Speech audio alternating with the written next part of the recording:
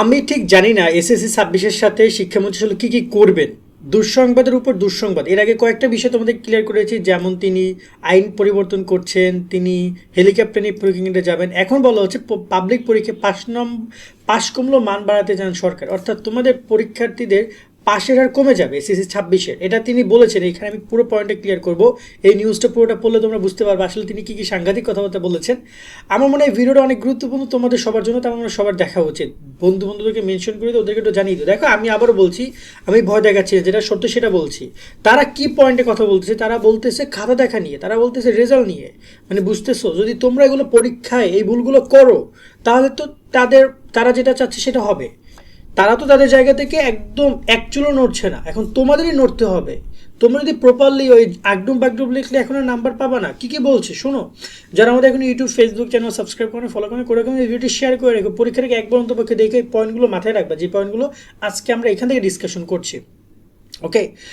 আর তার সাথে যারা আমাদের এসএসসি 26 সাজেশন কোর্সে অ্যাড হতে চাও, বিস্তারিত দেখে নাও, চাইলে কোর্সে জয়েন হতে পারো। তুমি যদি এসএসসি 26 পরীক্ষা A+ পেতে চাও, তাহলে এখনই যুক্ত আমাদের 290 টাকার সাজেশন কোর্সে। এই কোর্সে তুমি পাচ্ছ সকল সাবজেক্টের 90% কমন সাজেশন, অধ্যায়ভিত্তিক সৃজনশীল প্রশ্ন, সংক্ষিপ্ত প্রশ্ন, উত্তর সহ সকল বিষয়ের MCQ শিট, এছাড়াও ইংরেজি গ্রামার অংশ উত্তর সহ সকল অধ্যায়ের গুরুত্বপূর্ণ ক এবং খ প্রশ্ন, অনলাইন পরীক্ষার সকল আপডেট, গত 10 বছরের প্রশ্ন এবং দৈনিক রুটিন। ইতিমধ্যে আমাদের কোর্সে যুক্ত হয়েছে কয়েকশো শিক্ষার্থী এবং তারা সাজেশনগুলো ডাউনলোড করে পড়া শুরু করে দিয়েছে। তাই দেরি না করে এখনই যুক্ত আমাদের সাজেশন কোর্সে। এই নাম্বারে 290 টাকা বিকাশ বা নগদ থেকে সেন্ড মানি করে আমাদেরকে জানাও। বিস্তারিত কমেন্ট এবং ডিসক্রিপশনে দেওয়া রইল।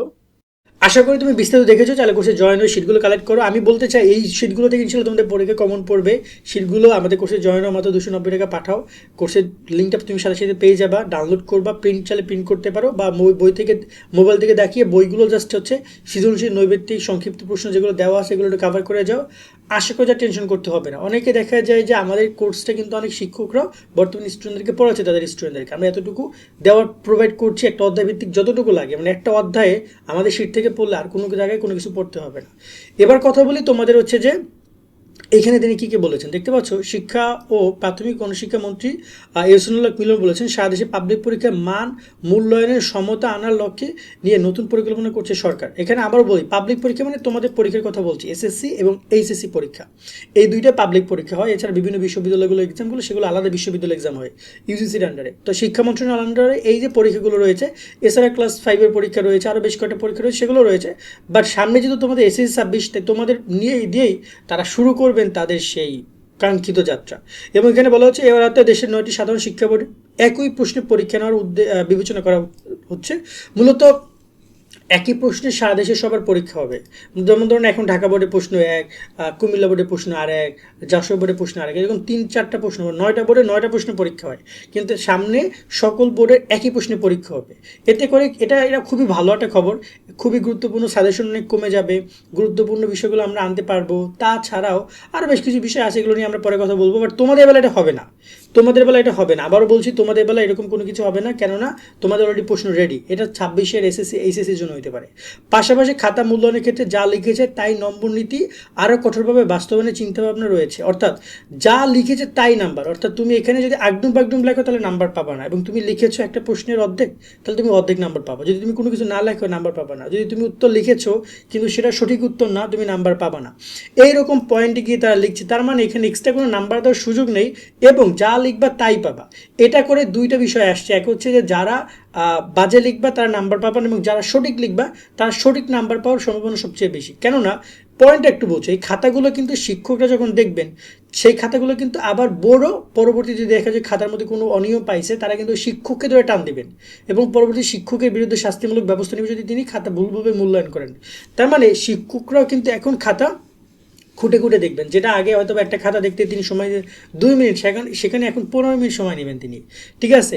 এবং এখানে আমরা দেখি যে পরীক্ষার নকলের বিরুদ্ধে জিরো টলারেন্স কথা তিনি বলেছেন, এবং বলেছে পরীক্ষার সময় কোথাও নকলের অভিযোগ পাওয়া গেলে তাৎক্ষণিক ব্যবস্থা নেওয়া হবে এবং দায়ীদের বিরুদ্ধে কঠোর শাস্তি নেওয়া হবে। মানে বুঝতেছো, গত প্রত্যেকটা বছর কিন্তু পরীক্ষায় 50, 60, 100 জন, প্রত্যেকটা পরীক্ষায় 60, 70, 80 জন করে বিশেষ করে ইংরেজির ক্ষেত্রে, আইসিটির ক্ষেত্রে, ম্যাথের ক্ষেত্রে অনেক অনেক ফেল করা, বহিষ্কার করে। তো এবার সেই বহিষ্কার আদেশটা আরও বেশি হবে।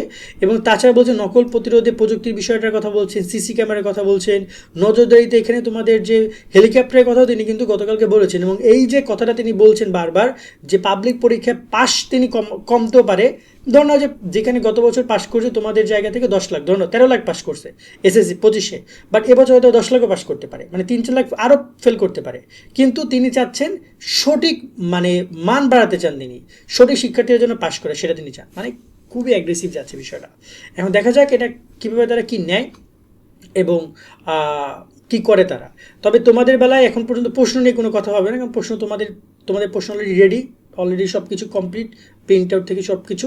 এবং তোমাদের খাতা দেখার ক্ষেত্রে, তোমাদের পরীক্ষা ব্যবস্থার ক্ষেত্রে বড়সড় চেঞ্জেস কিন্তু তারা আনবেন। তো তোমরা একটু সাবধানে পড়ালেখা করো, সব কিছু উদ্দেশ্যে পড়ালেখা করতে হবে, তার সাথে একটু সাবধানেও থাকতে হবে যাতে করে কোনো সমস্যা না হয়। এবং খাতা লেখার ক্ষেত্রে আগডুম বাগডুম লিখবা না।